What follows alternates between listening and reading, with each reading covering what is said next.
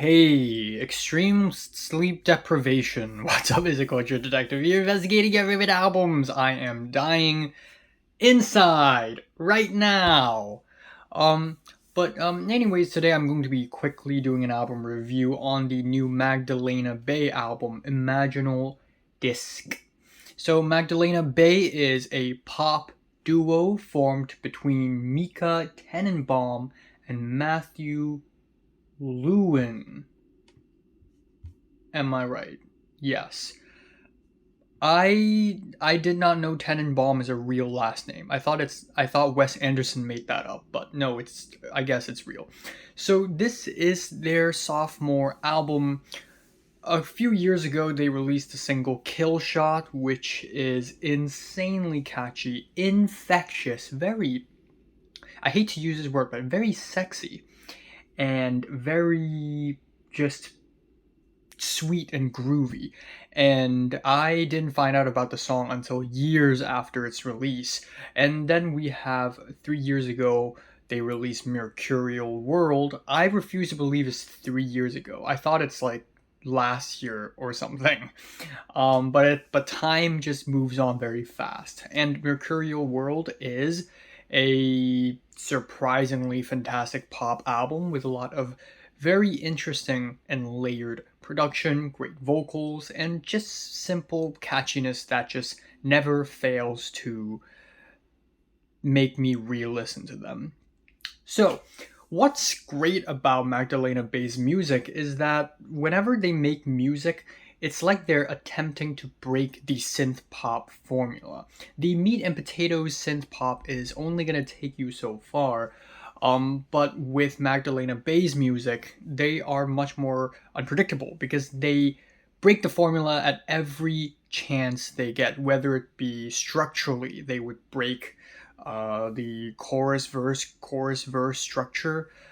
Sometimes they would change rhythms, they would change keys, they would make huge instrumental creative choices that kind of take the track to a completely different direction, which makes pop music so much more interesting than it is in the mainstream scene. So, with their music, you're going to be hearing a lot of variety and a lot of interesting new tones. What they're also known for is actually Mica's soft and sensual vocals. Very soft, very young, very lively, and the production is always somewhere between digital and computery to quirky and alien-like.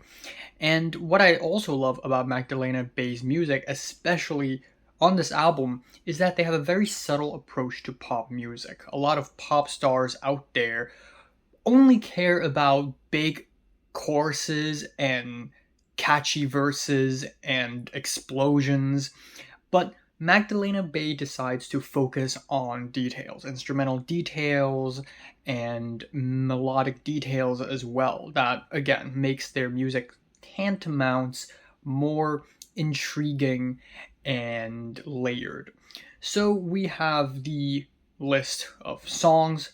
She Looked Like Me! Exclamation mark is the album opener. Starts off simple. We have plucky keyboard that sounds like harps, bassy slams, but then the surprise of the track is that the rhythm changes in the middle and it turns into something really driving and exciting and sweet and blissful. It builds to an epic beat drop. It is a fantastic opener. Then we have Killing Time with its groovy 4/4 time signature, idle guitars, swaying drums. It reminds me of Pink Floyd's Animals.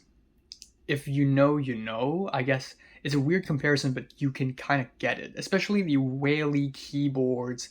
It's so Pink Floydy, but this track also reminds me of another artist. But I just can't really name it off the top of my head. But it sounds so much like another artist, but I just can't name it.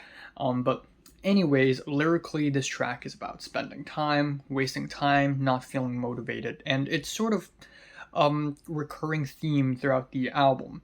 We have the True Blue interlude, which sounds like a perfume commercial, but I mean it in a good way. We have some very alluring spoken word passages from Mica. We have instrumentals all the way from chimes to metronomic drums and angelic vocal harmonies. It is a great interlude. Then Image, huge single, groovy bass, snappy drums, slide whistles, video gamey keyboard hits. The whole track is alien like, but also very alluring, enchanting. I especially love it when Mica goes and it just sort of echoes away. It's just small details like this that makes the entire album so good. Also, lyrically, something extremely interesting happens here, where in the first verse she sort of teases towards something. She's like 22 minutes, na na na, and then in the second verse she goes 21 minutes. So I was like, wait, 22 minutes, 21? Is it counting down towards something? Turns out this track is counting down towards the instrumental breakdown on the track Tunnel Vision. Anyways, Death and Romance, this is also a great single with big bright pianos, bassy choruses, flinging hi-hats. The rushes of synth sounds like chills of the spine. It's so liberating. And lyrically, it is an allegorical breakdown of a relationship through love and death. That's an Enoch reference. Oh my god. Then we have Fear, Sex. We have a ringtone-like key melody, lukewarm keys. The whole track is very nostalgic and soft. So soft that when it suddenly introduces a dance beat, it goes extremely hard. Vampire in the Corner has more toned down instrumentals, clickety beats, and Mica's sensual soft vocals take the spotlight on this track, but it of course builds up to reverby vocals, dense layers of bass and synths. It gets kind of noisy. Sounds like something LCD Sound System would make. Also, I have a class, so what am I even doing here? We have the track Watching TV, which I actually didn't like at first. But then there's this beautiful piano moment that just made me love it.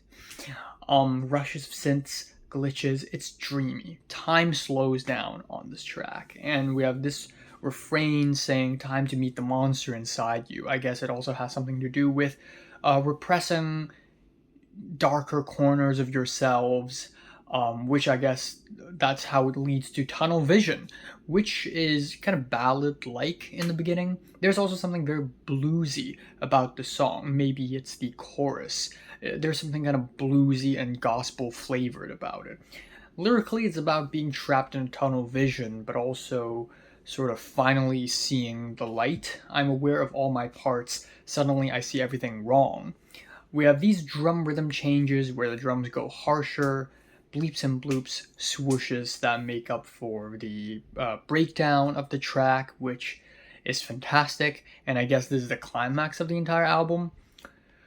Unfortunately, after that point, we have two tracks that I don't care for as much on this album. We have Love Is Everywhere, which is a summery jam with funky guitars, cool synths and vocal layers. It's nice, but it's just nowhere near as ambitious as other tracks on the album. We have That's My Floor, which is a mid-paced track with blown out bass. It sounds bass boosted, and cool angular guitars, but overall I think instrumentally it's just okay.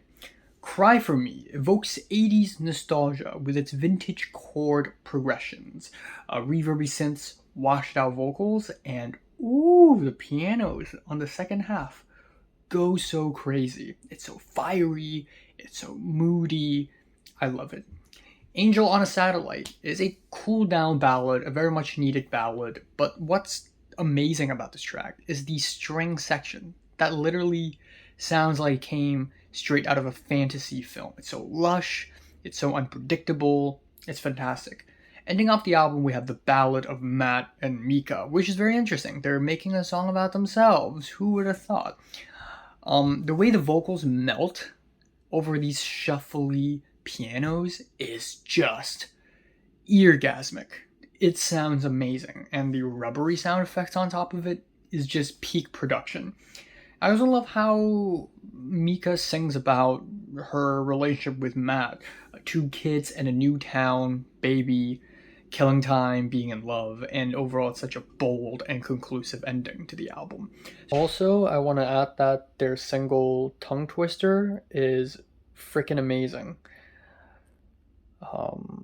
Tongue Twister, Get it out of your mouth, and you spit it out. It's really catchy. I don't know why it's not on this album. Maybe it just didn't fit the vibe of the album overall. But Tongue Twister is a great song. Go check it out. So yeah, overall, this is amazing. This is a masterpiece of a pop album. And I think everyone already knows that it's great. Everyone loves this album, so I don't really need to add too much more to this review. But what I'd like to say is that this is the new direction pop is going. Pop doesn't only have to evolve into hyperpop. It can also evolve into something like this, something more sophisticated, something more lush. And that's exactly what Magdalena Bay is doing on this album. So I'm giving this album a decent 9 out of 10. So have you listened to Magdalena Bay's new album? Comments below, let me know. Subscribe if you want more. Thanks for watching. I have a class right now. Bye bye.